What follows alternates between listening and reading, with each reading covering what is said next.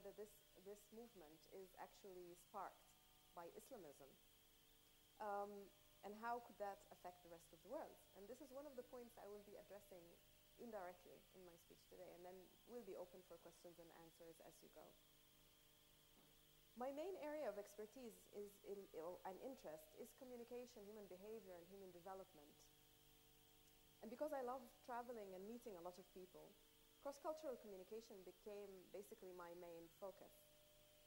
And I've started a creative initiative for diversity and respect for differences across religions and cultures about 6 years ago, and I will talk about that shortly.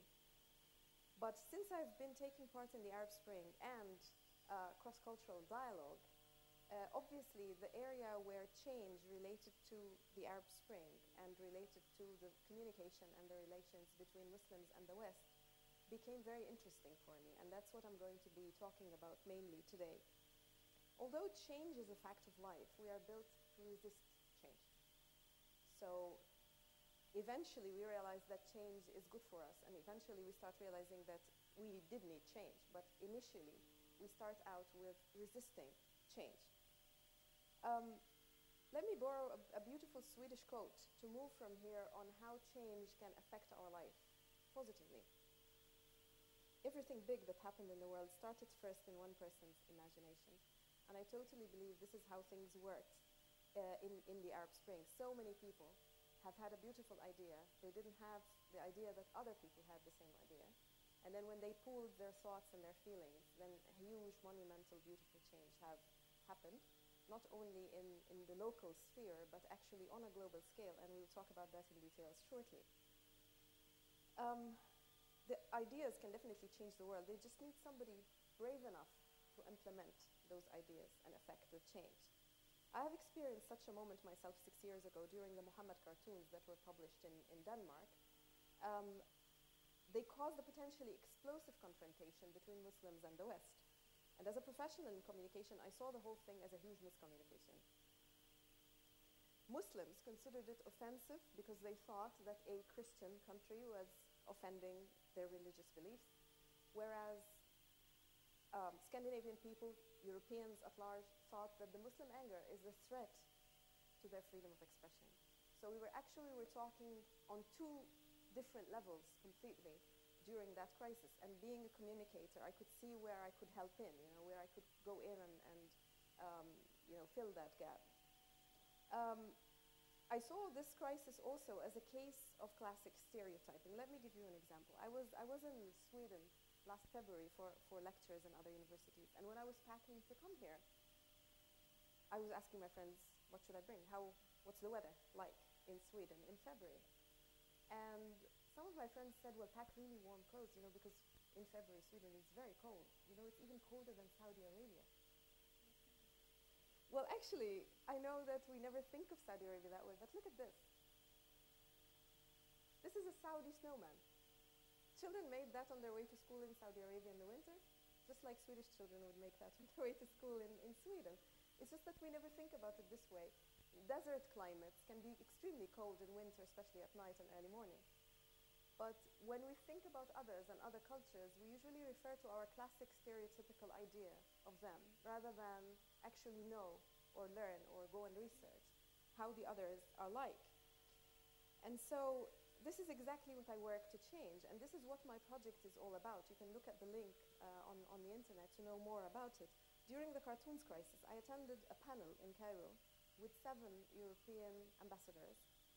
They were lecturing at us, and not to us, about the value of freedom of speech, as if it's something we have never heard about before. And the audience were really, really angry. They wanted to comment back at the end of the panel.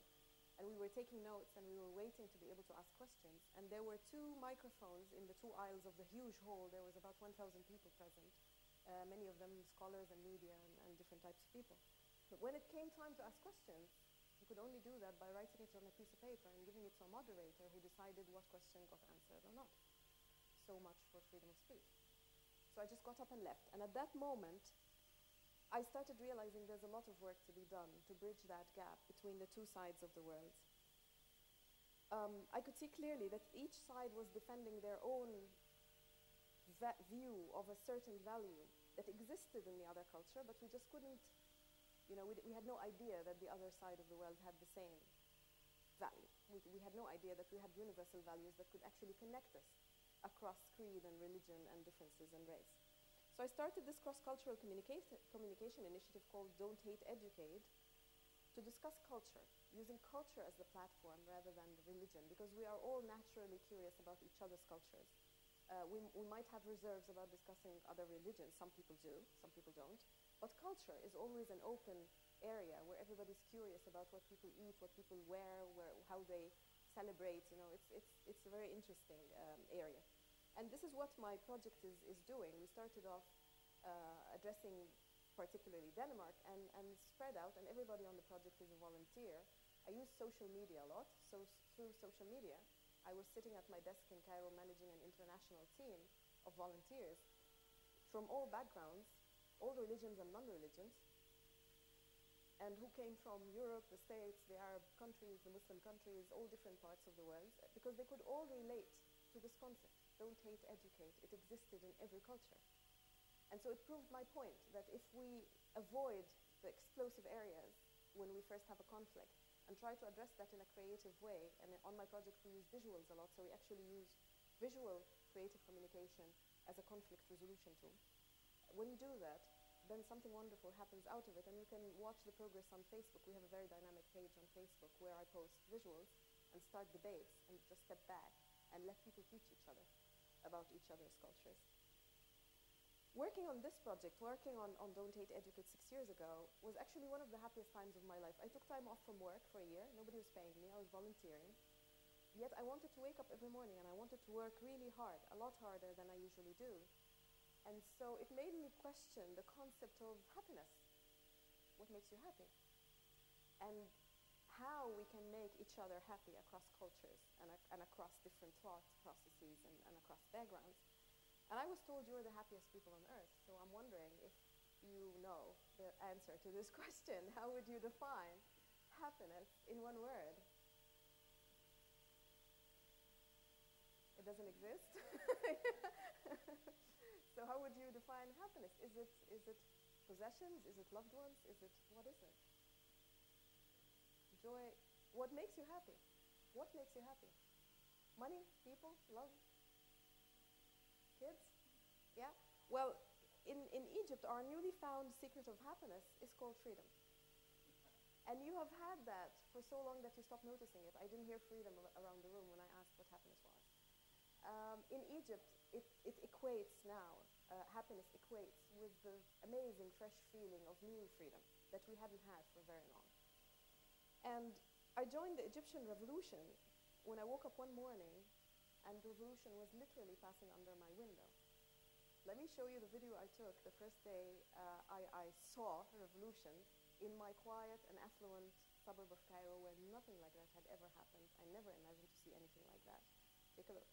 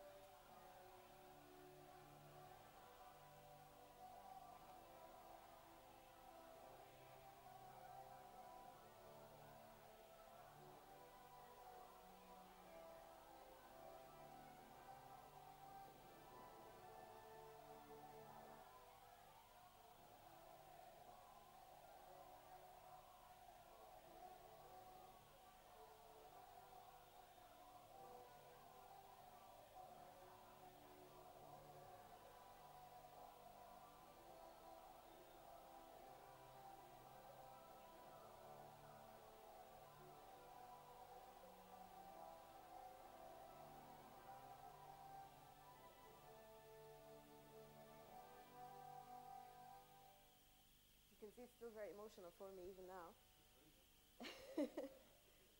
Thank you. I've taken my video camera to Tahrir Square and I've been taking a lot of clips. You'll see many of them today. If you want to know the details of the story, how I joined the revolution, what happened after, and all the details, in the end of this lecture, I'll give you a link to my page online. And you will find my video channel there with all my videos of previous lectures and video clips from Tahrir and so on. Um, um, being in Tahrir Square was a life-changing experience. It was the kind of thing that you can only have once in a lifetime, and the kind of thing that you have to be very grateful for having lived through, obviously survived as well, because unfortunately, one of the reasons I was sobbing in that video is because I was sure that many of those people would never come home. And my town actually gave 63 martyrs that night, who never came home, to give us a better life. Being in Tahrir was life-changing because there were so many lessons there that nobody could even begin to comprehend while being there. It's taken me a whole year to start to analyze what I've been through and try to study and understand more and put that in my lectures. And through the questions and the interaction, I actually understand more of what I have been through. It was so overwhelming and very rich. There was the feeling in Tahrir was, as you can see in this picture, it was a transformational kind of crowd. Some crowds are very annoying. Crowded places can be very annoying. Whereas some other places, the crowds are so empowering and so life-changing that you crave being there again. And that's how I feel. We actually miss being in Tahrir now and again.